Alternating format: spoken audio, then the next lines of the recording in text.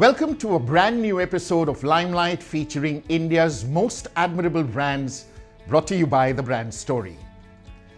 Limelight is a unique initiative that helps a company establish itself as a thought leader in its respective industry category. This is a perfect opportunity for a company to showcase its strengths by elaborating on its products, technology, customers and partners, its strategy and vision for the future, and much more, thus cutting through the clutter and making a place for itself in this competitive world. Our guest for today is Mr. Tashwinder Singh, Managing Director and Chief Executive Officer of Niyogin Fintech Limited. Mr. Tashwinder comes with more than 28 years of leadership experience in both strategic and operational roles. He was associated with Citigroup and KKR in his previous roles. During his extensive career in the banking industry, he has built considerable expertise in the fields of investment banking, deal diligence, and principal investing in India. He joined Niyogin in October 2020, and under his leadership, Niyogin has undergone a complete transformation. Speaking of Niyogin, this company is the brainchild of two friends, Amit Rajpal and Gaurav Patankar. India has had a conducive atmosphere for small businesses to thrive in, but lacked a platform that could understand, support, and therefore enhance the potential of these businesses across domains. To support and empower these small businesses, Niyogin was born. Niyogin, which is the Sanskrit word for empowerment, was incorporated with a deep understanding of the real daily problems of small businesses. So, without further ado, let's understand more about Niyogin from Mr. Tashwinder Singh, or Tash, as he is fondly known. Hello Tash, welcome to our show. To begin with, we would like to understand what Niyogin does and how is it different from hundreds of fintechs that have cropped up in the Indian landscape in the last few decades. 2017, Niyogin was started largely as a credit providing company, providing credit to MSMEs. And the whole philosophy or the thesis was that India continues to be a capital-starved economy. And when you start looking at the MSMEs, the lack of capital is even more acute, and that was the focus area.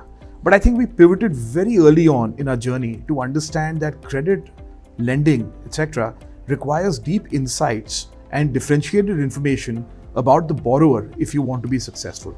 So we pivoted away from that line of business and developed what I think is a very interesting model that we currently follow, which has created the whole platform-centric approach, wherein we said we would create the tech stack for creating a platform that can help MSMEs get solutions, both financial and non-financial, and then provide all the solutions to them. So that was our initial thought process. Now, what we also did was that we pivoted against this model and we created a differentiated way to approach the market. Our partnership-led approach gives us a low-cost access to clients. And I'll explain that to you in more detail. But what it does basically is that rather than dealing with the MSME directly, we'll end up approaching entities that have large storefronts, and then we use them to provide our tech stack to them, which they can then deploy in their retail front ends and use our tech stack to deliver the final solutions. One of the other questions you asked me is how are we different from other fintechs, right? One of the big things about our company is that we've been very focused on the bottom line.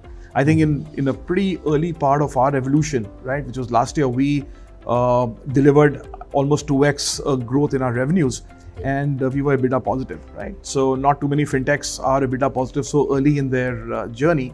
And I think our focus continues to be that, use a mechanism whereby we are able to manage our costs in the most efficient way, right? And deliver numbers to our shareholders. Wow, that was a very detailed explanation on what the company is doing. Thank you. Given that Niyogin is dealing with partners, I understand that yours is a B2B company. So to break this down further, could you tell us who exactly would be potential partners for Niyogin? Yeah. So we have three broad customer sets that we focus our energies on, right? The first is the business correspondents. These are entities, could be entities with large storefronts or could be storefronts, individual kirana stores, etc., that are basically focused on providing banking services. So our platform provides them with the entire tech stack to be able to deliver banking services to the ecosystem that they operate in. So that's one set of customers. Okay.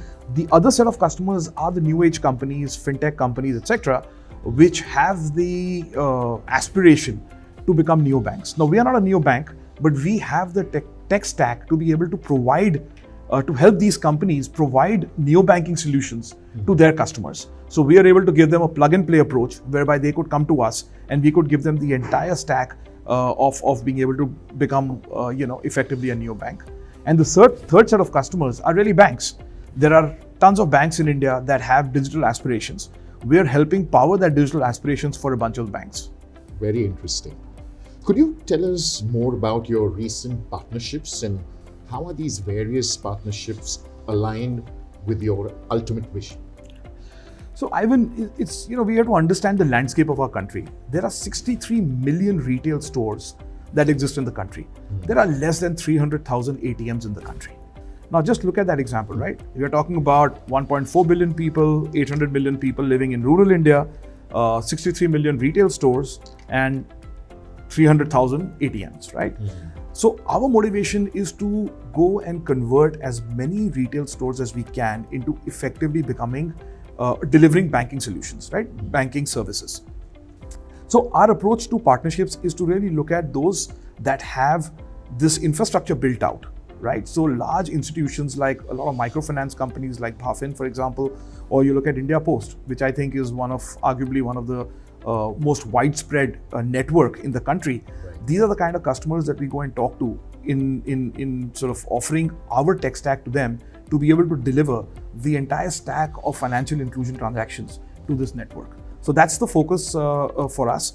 Again, the idea is that when you go to these enterprise customers, you're able to get a large footprint of retail stores on the ground, right? And the delivery of our tech stack is pretty standard, pretty straightforward. So it doesn't take a lot of effort other than the initial deep integration that goes in to enable these customers to use our tech stack. And then we've tried to make sure that the user experience, right, which is the kirana store using our tech stack to deliver the services, is pretty straightforward. So when you put all of this together, it's a pretty interesting outcome out there. Sure. Rather than going kirana store by kirana store, we are going after the enterprise customers, which allow us to get access to a large footprint of retail stores. Right. That's very impressive. Tash, I see your company has been doing and able to bag some really good partnerships. How do you ensure the continuity and scale of these partnerships though? So Ivan, this is a technology business, right? And the beauty about most technology businesses are that there's a good and the bad. The good is that once you get plugged into a network, it becomes very difficult to be taken out unless your services don't deliver what you promise to deliver. True. Right? So I think that's really something that we use to our advantage. With each of our partners, we have deep integration and there is a cost to integration, right? So once someone goes through the integration, and mind you, that also means that before a customer selects us, they go through a high degree of evaluation because they all understand that there is going to be significant level of integration that's going to be required, right? So that by itself is a hook in some form, right? That you've decided to work with us and we've got integrated into your platform. It might be your app and we've just installed an SDK into your app, SDK being a software development kit into your app. So that works quite well. The second thing which is important is how good is our service? How good is the experience that customers get who are coming into a kirana store to withdraw cash or to make a funds transfer or to buy insurance or to do any other banking transaction? Is that experience really good? Are there fail rates? Or what are the success rates of those transactions? These are all data that we track very closely to make sure our customers are getting the best experience, number two. And number three is to keep expanding your product stack. What the kirana store cares about is that he or she should be able to deliver a multitude of services to the customers that walk into his store. Our job is to make sure that there are incremental products being offered on the same platform for him or her to be able to deliver incremental services and therefore make more money. So when you put all of this together, it creates a certain stickiness in the network, which I think is very important for our business. It's great to hear. May I ask you, how do your partners learn about your brand and what exactly is unique about it? So I mean, we are not a B2C business, right? So you don't see us advertising, right? We don't advertise in the public domain. But I think we have our own way of reaching out to the larger footprints. We have a sales team on the ground. They're out there meeting customers. Like I mentioned, could be microfinance companies, could be retail stores, large footprint, branded stores, etc. And then we go and there is a certain sense of education that's part of our sales process, and then there's obviously delivery. So word of mouth helps. Our execution capability helps in certain geographies. As certain retail stores start delivering our product, other stores get excited to know what's going on, and therefore we get a lot of inbounds. So it's a very interesting play. There are multiple ways in which our business is now spreading, across the network. Okay. Like I said, it's a very, very large footprint out there, and we are biting, what we can chew. Tash, how are you serving these partnerships, and what are the key products and solutions provided by Niyogin? So when I speak about financial inclusion, Ivan, the main products that get delivered in the financial inclusion tech stack are really the micro ATM solution, which allows a customer to withdraw money from their bank account using their debit card. Right. Or it could be an Aadhaar-enabled payment solution, which is a customer walking into a Kirana store and withdrawing money from his or her bank account using their fingerprint and just the Aadhaar number. Or it could be a domestic money transfer where you want to send money to somebody, within the system, which you want to initiate by cash. Because if you had, electronic money sitting in your bank account, you could just use UPI to transfer money. But what do you do if you're sitting with some cash and you want to transfer that money? Right. So our domestic money transfer solution takes that into account. Now, these are the three basic products. On top of that, if you add insurance, because when you go into rural India, you realize everyone has a bike or a two-wheeler. Everyone needs to buy two-wheeler insurance, right? Why should they not be able to walk into a Kirana store and buy insurance? Or they could apply for a loan, which is an important product. As we spoke earlier, credit continues to be an important lever for growth for many companies, and it's a big need for the market. Or it could be a simple thing like providing the technology to be able to use the point of sale solution for plastic in case people are using plastic. So there are multitude of solutions that we are able to provide. Our motivation is to be the API infrastructure play. We want to own the backbone. We spoke about the footprint of retail stores, etc., big companies opening up, lots of new fintechs out there. Everyone requires some kind of a tech stack when it comes to financial transactions. We want to be the backbone that is building use cases on top of the India stack that the government of India has created, and then be the go-to person when people want to just get a plug-and-play approach for any of these products. So our customers may not use all our products, but the beauty is everything is available off the shelf. Ash, could you explain how the lending that you are doing today is different from what you started with? Right. When we started lending, it was an unsecured business loan, right? It was just playing to the galleries of what everyone thought was a great opportunity in India, that you could lend to the MSMEs because there was deep capital starvation in the country. And we quickly figured out that that's probably not the way we want to go forward, and scale would be an issue, would have been an issue if we only did that. What we're doing today, having built out the entire banking as a service stack, and we have more than call it 400,000 retail stores that are using our platform today. Okay. We're finding that we have tons of information, tons of data about transactions that get transacted by those people. Right. Using that data to underwrite appropriately, using that as an input to decide who to lend to and not to lend to, is turning out to be a very different way of providing credit. So what we're doing today is we are providing capital. We are also an NBFC, as you know. Right. We are able to use the NBFC license and the capital that we have to provide credit to customers who are using our platform for doing other things, right? So people using retail stores using our platform to do the financial inclusion products are also able to get credit from us to expand their businesses or to expand the amount of business that they can do on our platform. So it's a double whammy that we get, right? When we are able to provide credit and use that to expand the level of business they do with us on the cash withdrawal product, for example. So that's what we're doing. That's quite amazing, Tash. Well, coming back to the rural tech side of the business, why would a rural individual go to the retail store to withdraw money instead of a bank? And as a follow-up, do you think he would be able to trust the retailer with his money? So it's really a matter of convenience, Ivan. If you break this up and let's look at it from the bank's perspective and let's look at it from the individual consumer's perspective, right? From a bank's perspective, a bank is serving all kinds of customers. There are corporates, there are MSMEs, there are individuals, retail, etc. Right? And opening branches all entail a certain amount of cost, right? Yes. As you go deeper into the hinterland in India, right? Opening branches, though, and financial inclusion, though socially constructive, can sometimes be quite loss-making for a bank because they have to incur a certain amount of fixed cost, Yes. right? So for banks, if you are able to provide service to their customers, don't forget the rural individual is a client of the bank. If that customer can be served without incurring the fixed cost, and if we convert that serving process to be a variabilized cost structure, I think the banks like it. And that's exactly what we're doing from a bank standpoint, right? We are basically telling them, you don't need to open the branch because your customer will get served. I mean, you can open the branch if you want to do other things, but not only to serve your customers.